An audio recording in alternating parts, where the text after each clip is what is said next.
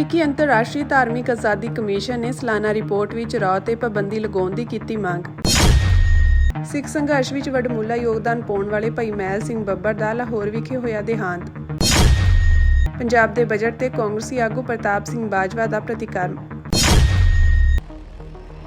ਭਾਰਤ ਦੇ ਘੱਟ ਗਿਣਤੀਆਂ ਨਾਲ ਵਿਤਕਰੇ ਅਤੇ ਅਤਿਆਚਾਰ ਦਾ ਦੋਸ਼ ਲਗਾਉਂਦੇ ਹੋਏ ਅਮਰੀਕੀ ਅੰਤਰਰਾਸ਼ਟਰੀ ਧਾਰਮਿਕ ਆਜ਼ਾਦੀ ਕਮਿਸ਼ਨ ਨੇ ਆਪਣੀ ਸਾਲਾਨਾ ਰਿਪੋਰਟ ਵਿੱਚ ਭਾਰਤ ਦੀ ਵਿਦੇਸ਼ੀ ਖੁਫੀਆ agency research and analysis wing ਤੇ ਅਮਰੀਕਾ ਵਿੱਚ ਪਾਬੰਦੀ ਲਗਾਉਣ ਦੀ ਮੰਗ ਕੀਤੀ ਹੈ। ਕਮਿਸ਼ਨ ਨੇ ਦੋਸ਼ ਲਗਾਇਆ ਕਿ ਸੰਘਰਸ਼ੀ ਲੋਕਾਂ ਦੇ ਕਤਲ ਵਿੱਚ ਰਾਜ ਦੀ ਅਹਿਮ ਭੂਮਿਕਾ ਹੈ। ਅਮਰੀਕੀ ਕਮਿਸ਼ਨ ਦੀ ਇਸ ਰਿਪੋਰਟ ਵਿੱਚ ਭਾਰਤ ਵਿੱਚ ਧਾਰਮਿਕ ਆਜ਼ਾਦੀ ਬਾਰੇ ਸਵਾਲ ਉਠਾਏ ਗਏ ਹਨ। ਇਸ ਵਿੱਚ ਕਿਹਾ ਗਿਆ ਹੈ ਕਿ 2024 ਵਿੱਚ ਭਾਰਤ ਵਿੱਚ ਧਾਰਮਿਕ ਘੱਟ ਗਿਣਤੀਆਂ ਵਿਰੁੱਧ ਹਮਲੇ ਅਤੇ ਵਿਤਕਰੇ ਵਧੇ ਹਨ। ਰਿਪੋਰਟ ਵਿੱਚ ਇਸ ਗੱਲ ਦਾ ਵੀ ਦੋਸ਼ ਲਗਾਇਆ ਗਿਆ ਹੈ ਕਿ ਭਾਰਤ ਦੇ ਪ੍ਰਧਾਨ ਮੰਤਰੀ ਨਰਿੰਦਰ ਮੋਦੀ ਅਤੇ ਉਹਨਾਂ ਦੀ ਭਾਰਤੀ ਜਨਤਾ ਪਾਰਟੀ ਨੇ ਪਿਛਲੇ ਸਾਲ ਦੀਆਂ ਚੋਣਾਂ ਵਿੱਚ ਮੁਸਲਮਾਨਾਂ ਅਤੇ ਹੋਰ ਧਾਰਮਿਕ ਘੱਟ ਗਿਣਤੀਆਂ ਵਿਰੁੱਧ ਨਫ਼ਰਤੀ ਬਿਆਨਬਾਜ਼ੀ ਕੀਤੀ ਅਤੇ ਅਫਵਾਹਾਂ ਫੈਲਾਈਆਂ। ਅਮਰੀਕੀ ਕਮਿਸ਼ਨ ਨੇ ਭਾਰਤ ਸਰਕਾਰ ਨੂੰ ਧਾਰਮਿਕ ਆਜ਼ਾਦੀ ਦੀ ਰੱਖਿਆ ਕਰਨ ਅਤੇ ਧਾਰਮਿਕ ਸ਼ੋਸ਼ਣ ਨੂੰ ਰੋਕਣ ਲਈ ਠੋਸ ਕਦਮ ਚੁੱਕਣ ਦੀ ਅਪੀਲ ਕੀਤੀ। ਕਮਿਸ਼ਨ ਨੇ ਖਾਸ ਤੌਰ ਤੇ ਭਾਰਤੀ ਨਾਗਰਿਕਤਾ ਕਾਨੂੰਨ ਤੇ ਵੀ ਸਵਾਲ ਉਠਾਏ, ਜਿਸ ਨੂੰ ਸੰਯੁਕਤ ਰਾਸ਼ਟਰ ਨੇ ਬੁਨਿਆਦੀ ਤੌਰ ਤੇ ਪੱਖਪਾਤੀ ਦੱਸਿਆ ਹੈ।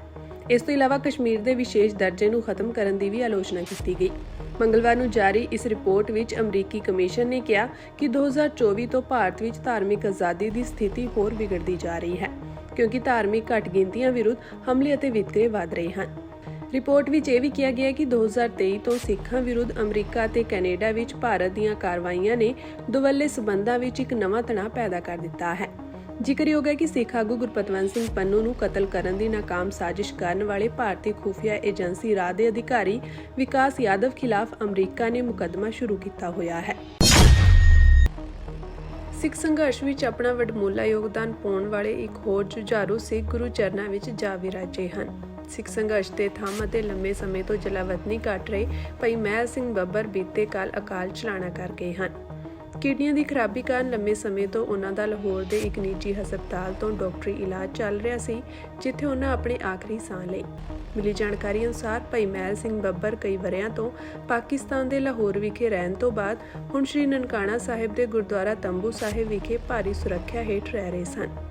ਭਾਈ ਮਹਿਲ ਸਿੰਘ ਬੱਬਰ ਖਾਲਸਾ ਇੰਟਰਨੈਸ਼ਨਲ ਦੇ ਸੰਸਥਾਪਕ ਭਾਈ ਸੁਖਦੇਵ ਸਿੰਘ ਬੱਬਰ ਦੇ ਵੱਡੇ ਭਰਾ ਸਨ, ਜਿਨ੍ਹਾਂ ਨੇ ਵਿਸਾਖੀ ਅੰਮ੍ਰਿਤਸਰ ਦੇ ਸਾਕੇ ਵਿੱਚ ਸ਼ਹੀਦ ਭਾਈ ਫੌਜਾ ਸਿੰਘ ਸਮੇਤ 13 ਸਿੰਘਾਂ ਦੀ ਹੋਈ ਸ਼ਹਾਦਤ ਤੋਂ ਬਾਅਦ ਹਥਿਆਰਬੰਦ ਸਿੱਖ ਸੰਘਰਸ਼ ਦਾ ਆਰੰਭ ਕਰਨ ਵਾਲੀ ਬੱਬਰ ਖਾਲਸਾ ਇੰਟਰਨੈਸ਼ਨਲ ਜਥੇਬੰਦੀ ਦੀ ਸਥਾਪਨਾ ਕੀਤੀ ਸੀ। ਜ਼ਿਕਰਯੋਗ ਹੈ ਕਿ ਜੂਨ 1984 ਘੱਲੂਘਾਰੇ ਵਿੱਚ ਭਾਈ ਮਹਿਲ ਸਿੰਘ ਬੱਬਰ ਨੇ ਅਹਿਮ ਭੂਮਿਕਾ ਨਿਭਾਈ ਸੀ। ਸੰਤ ਗਿਆਨੀ ਜਰਨੈਲ ਸਿੰਘ ਖਾਲਸਾ ਭਿੰਡਰਾਂਵਾਲਿਆਂ ਤੇ ਸਿੱਖ ਸਟੂਡੈਂਟਸ ਫੈਡਰੇਸ਼ਨ ਦੇ ਸ਼ਹੀਦ ਭਾਈ ਅਮਰੀਕ ਸਿੰਘ ਤੇ ਦਮਦਮੀ ਟਕਸਾਲ ਦੇ ਹੋਰਨਾਂ ਜੁਝਾਰੂ ਸਿੰਘਾਂ ਨਾਲ ਗੂੜੀ ਸਾਂਝ ਸੀ। ਸ਼੍ਰੀ ਦਰਬਾਰ ਸਾਹਿਬ ਤੇ ਭਾਰਤੀ ਫੌਜਾਂ ਦੇ ਹਮਲੇ ਦੌਰਾਨ ਸੱਚਖੰਡ ਸ਼੍ਰੀ ਦਰਬਾਰ ਸਾਹਿਬ ਸਮੂਹ ਕੰਪਲੈਕਸ ਦੇ ਫੌਜੀ ਘੇਰੇ 'ਚੋਂ ਬਾਹਰ ਨਿਕਲ ਕੇ ਭਾਰਤੀ ਹਕੂਮਤ ਨੂੰ ਮੂੰਹ ਤੋੜਵਾਂ ਜਵਾਬ ਦੇਣ ਦੀ ਰਣਨੀਤੀ ਤਹਿਤ ਬੱਬਰ ਯੋਧਿਆਂ ਵੱਲੋਂ ਮੁੜ ਤੋਂ ਆਰੰਭੇ ਗਏ ਗੁਰੀਲਾ ਸੰਘਰਸ਼ ਵਿੱਚ ਵੀ ਭਾਈ ਮਹਿਲ ਸਿੰਘ ਬੱਬਰ ਨੇ ਸਾਥੀ ਸਿੰਘਾਂ ਨਾਲ ਮਿਲ ਕੇ ਅਹਿਮ ਰੋਲ ਨਿਭਾਇਆ ਸੀ, ਜਿਸ ਕਾਰਨ ਇਹਨਾਂ ਦੇ ਪਰਿਵਾਰ ਦੇ ਹੋਰਨਾਂ ਮੈਂਬਰਾਂ ਅਤੇ ਪਤਨੀ ਬੀਬੀ ਗੁਰਮੀਤ ਕੌਰ ਨੂੰ ਵੀ ਐਸਐਸਪੀ ਗੋਬਿੰਦ ਰਾਮ ਦੇ ਅੱਤ ਦੇ ਤਸ਼ੱਦਦ ਤੇ ਜ਼ੁਲਮ ਦਾ ਸ਼ਿਕਾਰ ਹੋਣਾ ਪਿਆ। ਕਿ ਇਹ ਜਿਹੜਾ ਡਰੱਗਸ ਦਾ ਸੈਂਸਸ ਹੈ ਅਸੈਂਬਲੀ ਤੋਂ ਸ਼ੁਰੂ ਕੀਤਾ ਗਿਆ। ਇਹ ਨਿਰਾ ਡਰੱਗ ਹੀ ਨਹੀਂ, ਇਹਦਾ ਡੋਪ ਟੈਸਟ ਵੀ ਨਾਲ ਹੋਇਆ। ਇਹ ਰੰਗਲੇ ਪੰਜਾਬ ਦੀ ਗੱਲ ਕਰਦੇ ਨੇ। ਮੇਰਾ ਖਿਆਲ ਜੇ ਇਮਾਨਦਾਰੀ ਨਾਲ ਇਹੀ ਟੈਸਟ ਹੋ ਗਿਆ ਤਾਂ ਤੁਹਾਨੂੰ ਸਾਬਤ ਹੋ ਜਾਏਗਾ ਕਿ ਰੰਗਲਾ ਕੀ ਹੈ ਤੇ ਕੰਗਲਾ ਨਿਕਲੇ। ਪੰਜਾਬ ਕਾਂਗਰਸ ਦੇ ਸੀਨੀਅਰ ਆਗੂ ਅਤੇ ਪੰਜਾਬ ਵਿਧਾਨ ਸਭਾ ਵਿੱਚ ਵਿਰੋਧੀ ਧਿਰ ਦੇ ਨੇਤਾ ਪ੍ਰਤਾਪ ਸਿੰਘ ਬਾਜਵਾ ਨੇ ਬਜਟ ਤੇ ਪ੍ਰਤੀਕਿਰਿਆ ਦਿੰਦਿਆਂ ਕਿਹਾ ਕਿ ਪੰਜਾਬ ਸਰਕਾਰ ਨੇ ਬਜਟ ਵਿੱਚ ਹਰ ਵਰਗ ਨੂੰ ਅਣਗੌਲਿਆ ਕਰ ਦਿੱਤਾ ਹੈ। ਇਸ ਬਜਟ ਵਿੱਚ ਕਿਸਾਨ, ਜਵਾਨ, ਨੌਜਵਾਨ, ਔਰਤਾਂ, ਵਪਾਰ ਅਤੇ ਹੋਰ ਸਾਰੇ ਹੀ ਖੇਤਰਾਂ ਨੂੰ ਨਜ਼ਰਅੰਦਾਜ਼ ਕੀਤਾ ਗਿਆ ਹੈ। ਇਸ ਤਰ੍ਹਾਂ ਸਰਕਾਰ ਵੱਲੋਂ ਉਹਨਾਂ ਲਈ ਕੁਝ ਵੀ ਨਹੀਂ ਕੀਤਾ ਗਿਆ। ਬਾਜਵਾ ਨੇ ਅੱਗੇ ਕਿਹਾ ਕਿ ਸਰਕਾਰ ਨੇ ਸੂਬੇ ਵਿੱਚ ਨਸ਼ਿਆਂ ਦੀ ਮਰਦਮਸ਼ੁਮਾਰੀ ਕਰਵਾਉਣ ਦਾ ਐਲਾਨ ਕੀਤਾ ਹੈ। ਇਹ ਪੰਜਾਬ ਵਿਧਾਨ ਸਭਾ ਤੋਂ ਸ਼ੁਰੂ ਹੋਣਾ ਚਾਹੀਦਾ ਹੈ। ਸਭ ਤੋਂ ਪਹਿਲਾਂ ਮੁੱਖ ਮੰਤਰੀ, ਕੈਬਨਿਟ ਮੰਤਰੀਆਂ ਅਤੇ ਹੋਰਨਾਂ ਵਿਧਾਇਕਾਂ ਦੇ ਡੋਪ ਟੈਸਟ ਕਰਵਾ ਕੇ ਉਹਨਾਂ ਦੀ ਰਿਪੋਰਟ ਜਨਤਕ ਕਰਨੀ ਚਾਹੀਦੀ ਹੈ। ਉਸ ਤੋਂ ਬਾਅਦ ਹੀ ਪੰਜਾਬ ਦੇ ਹੋਰਨਾਂ ਲੋਕਾਂ ਤੱਕ ਪਹੁੰਚਣਾ ਚਾਹੀਦਾ ਹੈ।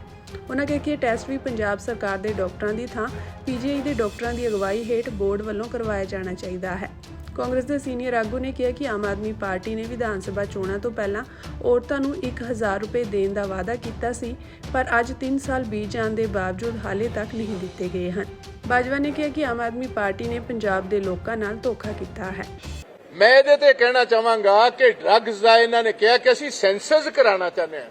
ਜਿਸ ਤਰ੍ਹਾਂ ਸੈਂਟਰ ਦੇ ਵਿੱਚ ਕਾਸਟ ਸੈਂਸਸ ਚੱਲ ਰਿਹਾ, ਇਹ ਡਰੱਗ ਸੈਂਸਸ ਚਾਹੁੰਦੇ ਨੇ। ਅਸੀਂ ਇਹਨੂੰ ਵੈਲਕਮ ਕਰ ਰਹੇ ਹਾਂ, ਬਟ ਮੈਂ ਚੀਮਾ ਸਾਹਿਬ ਨੂੰ ਮੇਰੀ ਪਹਿਲੀ ਇਹਨਾਂ ਦੇ ਸਾਹਮਣੇ ਪੇਸ਼ਕਸ਼ ਹੋਏਗੀ ਕਿ ਇਹ ਜਿਹੜਾ ਡਰੱਗਸ ਦਾ ਸੈਂਸਸ ਹੈ ਅਸੈਂਬਲੀ ਤੋਂ ਸ਼ੁਰੂ ਕੀਤਾ ਗਿਆ। ਇਹ ਨਿਰਾ ਡਰੱਗ ਹੀ ਨਹੀਂ, ਇਹਦਾ ਡੋਪ ਟੈਸਟ ਵੀ ਨਾਲ ਹੋਏ। ਪੀਜੀਆਈ ਦੀ ਇੱਕ ਟੀਮ ਜਿਹੜੀ ਹੈ ਡਾਕਟਰਸ ਦੀ, ਉਹ ਪੰਜਾਬ ਡਾਕਟਰਸ ਦੀ ਨਹੀਂ, ਪੀਜੀਆਈ ਦੀ ਜਿਹੜੇ ਸਰਕਾਰੀ ਡਾਕਟਰ ਨੇ ਪੰਜਾਬ ਦੇ, ਉਹਨਾਂ ਦੀ ਗੱਲ ਨਹੀਂ ਮੈਂ ਕਰਦਾ। ਪੀਜੀਆਈ ਦੀ ਇੱਕ ਬਕਾਇਦਾ ਤੌਰ ਬੋਰਡ ਬੈਠੇ, ਟੌਪ ਪੀਜੀਆਈ ਦੇ ਡਾਕਟਰਸ ਸਾਰੇ ਹੀ ਐਮਐਲਏਜ਼ ਨੂੰ 117 ਇਹਨਾਂ ਦੇ ਮੰਤਰੀਆਂ ਨੂੰ, ਚੀਫ ਮਿਨਿਸਟਰ ਸਾਹਿਬ ਨੂੰ, ਸਾਰਿਆਂ ਦਾ ਟੈਸਟ ਕੀਤਾ ਜਾਏ। ਉਹ ਵੀ ਰਿਪੋਰਟ ਜਨਤਕ ਕੀਤੀ ਜਾਏ ਕਿ ਜਿਹੜਾ ਟੈਸਟ ਅਸੀਂ ਕਰਾ ਰਹੇ ਹਾਂ ਡਰੱਗਸ ਦਾ, ਲੋਕਾਂ ਦਾ ਤਾਂ ਕਰਾਣਾ ਬਹੁਤ ਅੱਛੀ ਗੱਲ, ਜ਼ਰੂਰ ਕਰਾਓ, ਬਟ ਕਹਿੰਦੇ ਚੈਰਿਟੀ ਬਿਗਨਸ ਐਟ ਹੋਮ। ਜਦੋਂ ਚੈਰਿਟੀ ਦਾ ਕੰਮ ਸ਼ੁਰੂ ਕਰਨਾ ਪਹਿਲੇ ਘਰ ਚੋਂ। ਜਦੋਂ ਅਸੀਂ ਕਿਸੇ ਨੂੰ ਕਹਿੰਦੇ ਆ ਕਿ ਚੰਗੇ ਕੰਮ ਵਾਸਤੇ ਕੁਝ ਦਾਨ ਕਰੋ, ਕਹਿੰਦੇ ਪਹਿਲੇ ਇਹ ਦੱਸੋ ਤੁਸੀਂ ਕੀ ਕਰੋਗੇ। ਤਾਂ ਮੈਂ ਚਾਹਾਂਗਾ, ਸਾਡੀ ਪਾਰਟੀ ਇਹ ਚਾਹੇਗੀ ਕਿ ਜਿਹੜਾ ਡੋਪ ਟੈਸਟ ਹੈ ਇਹ ਬਕਾਇਦਾ ਤੌਰ ਰੈਕੋਗਨਾਈਜ਼ਡ ਇੰਸਟੀਟਿਊਸ਼ਨ ਦੇ ਡਾਕਟਰਸ ਦਾ ਬੋਰਡ ਕਰੇ। ਇਹ ਪੰਜਾਬ ਵਿਧਾਨ ਸਭਾ ਚੋਂ ਹੀ ਇਹ ਬਕਾਇਦਾ ਤੌਰ ਸਾਰਿਆਂ ਦੀਆਂ ਫੋਟੋਆਂ ਸਮੇਤ, ਇੱਥੇ ਜਿਸ ਤਰ੍ਹਾਂ ਗੈਲਰੀ ਇਹਦੇ ਵਿੱਚ ਨਾਂ ਲੱਗਣ ਤੇ ਫੋਟੋਆਂ ਲੱਗਣ ਕਿ ਕਿਹੜੇ ਟੈਸਟ ਕਿਸ ਤਰ੍ਹਾਂ ਕੀ ਹੋਇਆ। ਇਹ ਰੰਗਲੇ ਪੰਜਾਬ ਦੀ ਗੱਲ ਕਰਦੇ ਨੇ। ਮੇਰਾ ਖਿਆਲ ਜੇ ਇਮਾਨਦਾਰੀ ਨਾਲ ਇਹੀ ਟੈਸਟ ਹੋ ਗਿਆ ਤਾਂ ਤੁਹਾਨੂੰ ਸਾਬਤ ਹੋ ਜਾਏਗਾ ਕਿ ਰੰਗਲਾ ਕੀ ਹੈ ਤੇ ਕੰਗਲਾ ਨਿਕਲੇ। ਕਿਸਾਨ ਆਗੂ ਜਗਜੀਤ ਸਿੰਘ ਡੱਲੇਵਾਲ ਬਿਲਕੁਲ ਠੀਕ ਹਨ ਅਤੇ ਪੰਜਾਬ ਪੁਲਿਸ ਦੀ ਹਿਰਾਸਤ ਵਿੱਚ ਵੀ ਭੁੱਖ ਹੜਤਾਲ ਤੇ ਪੂਰੀ ਤਰ੍ਹਾਂ ਡਟੇ ਹੋਏ ਹਨ। ਇਹ ਦਾਅਵਾ ਡੱਲੇਵਾਲ ਨੂੰ ਮਿਲ ਕੇ ਆਏ 4 ਕਿਸਾਨ ਆਗੂਆਂ ਨੇ ਕੀਤਾ ਹੈ। ਜਗਜੀਤ ਸਿੰਘ ਡੱਲੇਵਾਲ ਨੇ ਕਿਸਾਨ ਆਗੂ ਮਾਨ ਸਿੰਘ ਰਾਜਪੁਰਾ ਦੇ ਦਸਤਖਤਾਂ ਹੇਠ ਕਿਸਾਨਾਂ ਦੇ ਨਾਮ ਇੱਕ ਸੁਨੇਹਾ ਵੀ ਭੇਜਿਆ ਹੈ, ਜਿਸ ਵਿੱਚ ਉਹਨਾਂ ਕਿਹਾ ਕਿ ਉਹ ਪੰਜਾਬ ਸਰਕਾਰ ਦੀਆਂ ਮੈਡੀਕਲ ਟੀਮਾਂ ਦੇ ਝਾਂਸੇ ਵਿੱਚ ਨਾ ਆਉਣ, ਕਿਉਂਕਿ ਇਹ ਟੀਮਾਂ ਸਰਾਸਰ ਝੂਠ ਬੋਲ ਰਹੀਆਂ ਹਨ ਕਿ ਡੱਲੇਵਾਲ ਮੈਡੀਕਲ ਟ੍ਰੀਟਮੈਂਟ ਲੈ ਰਹੇ ਹਨ। ਉਹਨਾਂ ਕਿਹਾ ਕਿ ਮੈਂ 19 ਮਾਰਚ ਤੋਂ ਲਗਾਤਾਰ ਪਾਣੀ ਛੱਡਿਆ ਹੋਇਆ ਹੈ ਅਤੇ ਭੁੱਖ ਹੜਤਾਲ ਜਿਉਂ ਦੀ ਤਿਉਂ ਜਾਰੀ ਹੈ। ਦੱਸ ਦਈਏ ਕਿ 4 ਕਿਸਾਨ ਆਗੂ ਜਗਜੀਤ ਸਿੰਘ ਡੱਲੇਵਾਲ ਨੂੰ ਮਿਲਣ ਲਈ ਗਏ ਸਨ, ਜਿਨ੍ਹਾਂ ਨੂੰ ਪੁਲਿਸ ਨੇ ਅਰਬਨ ਸਟੇਟ ਪਟਿਆਲਾ ਵਿੱਚ ਰੱਖਿਆ ਸੀ।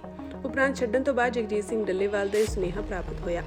ਇਹ ਸੁਨੇਹੇ ਰਾਹੀਂ ਕਿਸਾਨ ਆਗੂ ਨੇ ਕਿਹਾ ਕਿ ਉਹ ਉਹਨਾਂ ਚਿਰ ਤੱਕ ਪਾਣੀ ਦੀ ਇੱਕ ਬੂੰਦ ਵੀ ਨਹੀਂ ਪੀਣਗੇ ਜਦੋਂ ਤੱਕ ਸਾਰੇ ਕਿਸਾਨਾਂ ਨੂੰ ਰਿਹਾ ਨਹੀਂ ਕੀਤਾ ਜਾਂਦਾ। ਇਸ ਚਿੱਠੀ ਰਾਹੀਂ ਕਿਸਾਨ ਆਗੂ ਵੱਲੋਂ ਇਹ ਖਦਸ਼ਾ ਵੀ ਪ੍ਰਗਟਾਇਆ ਗਿਆ ਕਿ ਪੰਜਾਬ ਤੇ ਕੇਂਦਰ ਸਰਕਾਰ ਪ੍ਰਸ਼ਾਸਨਿਕ ਅਧਿਕਾਰੀਆਂ ਤੇ ਡਾਕਟਰਾਂ ਰਾਹੀਂ ਉਹਨਾਂ ਨੂੰ ਮਰਵਾ ਵੀ ਸਕਦੀਆਂ ਹਨ।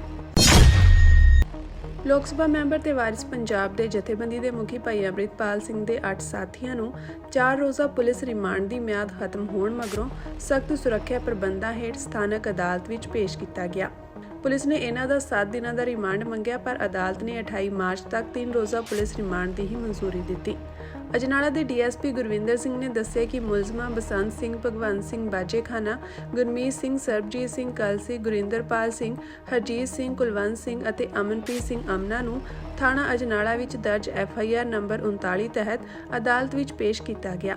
ਕੋਰਟ ਨੇ ਇਹਨਾਂ ਸਾਰਿਆਂ ਦਾ 28 ਮਾਰਚ ਤੱਕ ਪੁਲਿਸ ਰਿਮਾਂਡ ਦੇ ਦਿੱਤਾ ਹੈ।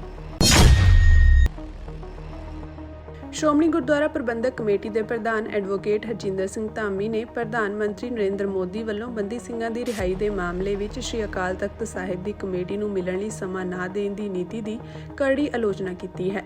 ਕੇਂਦਰ ਸਰਕਾਰ ਦੀ ਇਸ ਪ੍ਰਤੀ ਉਦਾਸੀਨ ਨੀਤੀ ਦੀ ਸਖਤ ਆਲੋਚਨਾ ਕਰਦਿਆਂ ਸ਼੍ਰੋਮਣੀ ਕਮੇਟੀ ਦੇ ਪ੍ਰਧਾਨ ਨੇ ਸਰਕਾਰ ਦੀ ਇਸ ਪਹੁੰਚ ਨੂੰ ਮਨੁੱਖੀ ਹੱਕਾਂ ਦੀ ਉਲੰਘਣਾ, ਨਿਆਂ ਦੀਆਂ ਕਦਰਾਂ ਕੀਮਤਾਂ ਦੀ ਤੋਹੀਨ ਅਤੇ ਸਿੱਖਾਂ ਨਾਲ ਬੇਇਨਸਾਫੀ ਕਰਾਰ ਦਿੱਤਾ ਹੈ।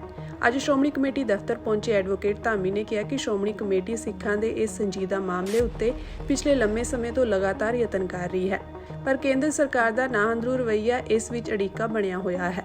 ਉਨ੍ਹਾਂ ਆਖਿਆ ਕਿ ਬੀਤੇ ਸਮੇਂ ਸ੍ਰੀ ਅਕਾਲ ਤਖਤ ਸਾਹਿਬ ਵੱਲੋਂ ਭਾਈ ਬਲਵੰਤ ਸਿੰਘ ਰਾਜੋਆਣਾ ਅਤੇ ਹੋਰ ਬੰਦੀ ਸਿੰਘਾਂ ਦੇ ਮਾਮਲੇ ਵਿੱਚ 5 ਮੈਂਬਰੀ ਕਮੇਟੀ ਦਾ ਗਠਨ ਕੀਤਾ ਗਿਆ ਸੀ, ਪਰ ਦੁਖਦ ਪਹਿਲੂ ਇਹ ਹੈ ਕਿ ਪ੍ਰਧਾਨ ਮੰਤਰੀ ਵੱਲੋਂ ਸਿੱਖਾਂ ਦੇ ਸਰਵਉੱਚ ਸਥਾਨ ਸ੍ਰੀ ਅਕਾਲ ਤਖਤ ਸਾਹਿਬ ਦੀ ਨੁਮਾਇੰਦਗੀ ਵਾਲੀ ਕਮੇਟੀ ਨੂੰ ਸਮਾਂ ਦੇਣਾ ਵੀ ਮੁਨਾਸਿਬ ਨਹੀਂ ਸਮਝਿਆ ਗਿਆ। ਉਨ੍ਹਾਂ ਕਿਹਾ ਕਿ ਇਸ ਸਬੰਧ ਵਿੱਚ ਪ੍ਰਧਾਨ ਮੰਤਰੀ ਨਰਿੰਦਰ ਮੋਦੀ ਨਾਲ ਮੁਲਾਕਾਤ ਲਈ ਕਈ ਯਤਨ ਕੀਤੇ ਗਏ, ਪਰ 1.5 ਸਾਲ ਤੋਂ ਵੱਧ ਸਮਾਂ ਬੀਤਣ ਤੋਂ ਬਾਅਦ ਸਰਕਾਰ ਵੱਲੋਂ ਨਿਰਾਸ਼ਾਜਨਕ ਜਵਾਬ ਮਿਲਿਆ ਹੈ। ਸ਼੍ਰੋਮਣੀ ਕਮੇਟੀ ਪ੍ਰਧਾਨ ਨੇ ਦੱਸਿਆ ਕਿ ਸ਼੍ਰੋਮਣੀ ਕਮੇਟੀ ਨੂੰ ਬੀਤੇ ਦਿਨੀ ਕੇਂਦਰ ਸਰਕਾਰ ਵੱਲੋਂ ਭੇਜੀ ਗਈ ਸੂਚਨਾ ਅਨੁਸਾਰ ਬੰਦੀ ਸਿੰਘਾਂ ਸੰਬੰਧੀ ਸ੍ਰੀ ਅਕਾਲ ਤਖਤ ਸਾਹਿਬ ਦੀ 5 ਮੈਂਬਰੀ ਕਮੇਟੀ ਨੇ ਜੋ ਸਮਾਂ ਪ੍ਰਧਾਨ ਮੰਤਰੀ ਨਾਲ ਮੁਲਾਕਾਤ ਲਈ ਦਸੰਬਰ 2023 ਵਿੱਚ ਮੰਗਿਆ ਸੀ, ਜਿਸ ਨੂੰ 21 ਮਾਰਚ 2025 ਨੂੰ ਇਹ ਕਹਿੰਦਿਆਂ ਰੱਦ ਕਰ ਦਿੱਤਾ ਗਿਆ ਕਿ ਇਹ ਮਾਮਲਾ ਕੇਂਦਰੀ ਗ੍ਰਹਿ ਮੰਤਰਾਲੇ ਪਾਸ ਵਿਚਾਰ ਅਧੀਨ ਹੈ। ਉਹਨਾਂ ਕਿਹਾ ਕਿ ਜੇਕਰ ਇਹ ਮਾਮਲਾ ਕੇਂਦਰੀ ਗ੍ਰਹਿ ਮੰਤਰਾਲੇ ਪਾਸ ਵਿਚਾਰ ਅਧੀਨ ਹੈ ਤਾਂ ਭਾਈ ਬਲਵੰਤ ਸਿੰਘ ਰਾਜੋਆਣਾ ਦੇ ਮਾਮਲੇ ਵਿੱਚ ਸੁਪਰੀਮ ਕੋਰਟ ਦੇ ਆਦੇਸ਼ਾਂ ਦੇ ਬਾਵਜੂਦ ਸਰਕਾਰ ਵੱਲੋਂ ਫੈਸਲਾ ਕਿਉਂ ਨਹੀਂ ਕੀਤਾ ਜਾ ਰਿਹਾ। ਉਹਨਾਂ ਕਿਹਾ ਕਿ ਪਹਿਲਾਂ ਵੀ ਪ੍ਰਧਾਨ ਮੰਤਰੀ ਦਫ਼ਤਰ ਵੱਲੋਂ ਇਹ ਕਿਹਾ ਗਿਆ ਸੀ ਕਿ ਇਸ ਮਾਮਲੇ ਸੰਬੰਧੀ ਗ੍ਰਹਿ ਮੰਤਰੀ ਨਾਲ ਗੱਲਬਾਤ ਕੀਤੀ ਜਾਵੇ, ਪਰ ਗ੍ਰਹਿ ਮੰਤਰਾਲੇ ਵੱਲੋਂ ਵੀ ਕੋਈ ਹਾਂ ਪੱਖੀ ਹੁੰਗਾਰਾ ਨਹੀਂ ਭਰਿਆ ਗਿਆ। ਉਹਨਾਂ ਕਿਹਾ ਕਿ ਬੰਦੀ ਸਿੰਘਾਂ ਦੇ ਮਾਮਲੇ ਸਿੱਖ ਭਾਵਨਾਵਾਂ ਨਾਲ ਜੁੜੇ ਹੋਏ ਹਨ ਅਤੇ ਇਹਨਾਂ ਬੰਦੀਆਂ ਨੇ ਲੰਮੀਆਂ ਸਜ਼ਾਵਾਂ ਵੀ ਭੁਗਤ ਲਈਆਂ ਹਨ। ਇਸ ਲਈ ਭਾਰਤ ਸਰਕਾਰ ਨੂੰ ਬਿਨਾਂ ਦੇਰੀ ਫੈਸਲਾ ਲੈਣਾ ਚਾਹੀਦਾ ਹੈ।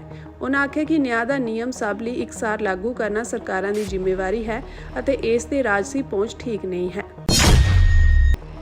ਦਿੱਲੀ ਹਾਈ ਕੋਰਟ ਨੇ ਜੰਮੂ ਕਸ਼ਮੀਰ ਦੇ ਸੰਸਦ ਮੈਂਬਰ ਅਬਦੁਲ ਰਾਸ਼ਿਦ ਸ਼ੇਖ ਨੂੰ ਸੰਸਦ ਦੇ ਚੱਲ ਰਹੇ ਸੈਸ਼ਨ ਵਿੱਚ ਹਿਰਾਸਤ ਵਿੱਚ ਸ਼ਾਮਿਲ ਹੋਣ ਦੀ ਇਜਾਜ਼ਤ ਦੇ ਦਿੱਤੀ ਹੈ। ਜਸਟਿਸ ਚੰਦਰਧਾਰੀ ਸਿੰਘ ਅਤੇ ਅਨੂਪ ਜੈਰਾਮ ਦੇ ਬੈਂਚ ਨੇ ਕਿਹਾ ਕਿ ਪੁਲਿਸ ਰਾਸ਼ਿਦ ਉਰਫ ਇੰਜੀਨੀਅਰ ਰਾਸ਼ਿਦ ਨੂੰ 26 ਮਾਰਚ ਤੋਂ 4 ਅਪ੍ਰੈਲ ਦੇ ਵਿਚਕਾਰ ਸਾਰੇ ਦਿਨਾਂ ਲਈ ਸੰਸਦ ਵਿੱਚ ਲੈ ਕੇ ਜਾਵੇਗੀ ਅਤੇ ਵਾਪਸ ਜੇਲ੍ਹ ਲਿਆਏਗੀ। ਬੈਂਚ ਨੇ ਅੱਗੇ ਕਿਹਾ ਕਿ ਜੇਲ੍ਹ ਤੋਂ ਬਾਹਰ ਰਹਿੰਦੇ ਹੋਏ ਰਾਸ਼ਿਦ ਸੈੱਲ ਫੋਨ ਜਾਂ ਲੈਂਡਲਾਈਨ ਦੀ ਵਰਤੋਂ ਕਰਨ ਜਾਂ ਮੀਡੀਆ ਨਾਲ ਗੱਲਬਾਤ ਕਰਨ ਦੇ ਹੱਕਦਾਰ ਨਹੀਂ ਹੋਣਗੇ। ਕਾਂਗਰਸੀ ਆਗੂ ਸੁਖਪਾਲ ਸਿੰਘ ਖਹਿਰਾ ਨੇ ਆਮ ਆਦਮੀ ਪਾਰਟੀ ਤੇ ਵਾਅਦਿਆਂ ਦੀ ਉਲੰਘਣਾ ਕਰਨ ਅਤੇ ਕਰਜ਼ੇ ਦਾ ਬੋਝ ਵਧਾਉਣ ਦਾ ਇਲਜ਼ਾਮ ਲਗਾਇਆ ਹੈ। ਖਹਿਰਾ ਨੇ ਕਿਹਾ ਕਿ ਭਗਵੰਤ ਮਾਨ ਦੀ ਆਪ ਸਰਕਾਰ ਨੇ ਬਜਟ ਦੇ ਨਾਂ ਤੇ ਇੱਕ ਵਾਰ ਫਿਰ ਪੰਜਾਬ ਨੂੰ ਧੋਖਾ ਦਿੱਤਾ ਹੈ। ਉਹਨਾਂ ਕਿਹਾ ਕਿ ਮੁੱਖ ਮੰਤਰੀ ਭਗਵੰਤ ਮਾਨ ਅਤੇ ਆਮ ਆਦਮੀ ਪਾਰਟੀ ਦੀ ਅਗਵਾਈ ਹੇਠ ਪੇਸ਼ ਕੀਤਾ ਗਿਆ ਪੰਜਾਬ ਦਾ 2025 ਦਾ ਬਜਟ ਇੱਕ ਖੋਖਲਾ ਡਰਾਮਾ ਹੈ। ਇੱਕ ਅੱਖਾਂ ਵਿੱਚ ਧੂੜ ਪਾਉਣ ਵਾਲਾ ਦਸਤਾਵੇਜ਼ ਜੋ ਸਰਕਾਰ ਦੀ ਅਯੋਗਤਾ, ਟੁੱਟੇ ਵਾਅਦਿਆਂ ਅਤੇ ਪੰਜਾਬ ਦੇ ਲੋਕਾਂ ਪ੍ਰਤੀ ਪੂਰੀ ਬੇਰੁਖੀ ਨੂੰ ਬੇਨਕਾਬ ਕਰਦਾ ਹੈ। ਆਪਣੇ ਵੱਡੇ ਵਾਅਦਿਆਂ ਨੂੰ ਪੂਰਾ ਕਰਨ ਤੋਂ ਦੂਰ ਇਹ ਬਜਟ ਆਮ ਆਦਮੀ ਪਾਰਟੀ ਦੀ ਸਰਕਾਰ ਦੀਆਂ ਗਲਤ ਤਰਜੀਹਾਂ ਅਤੇ ਰਾਜ ਦੀ ਵਿੱਤੀ ਬਰਬਾਦੀ ਵਿੱਚ ਇਸ ਦੇ ਖਤਰਨਾਕ ਯੋਗਦਾਨ ਨੂੰ ਸਾਫ਼ ਉਜਾਗਰ ਕਰਦਾ ਹੈ।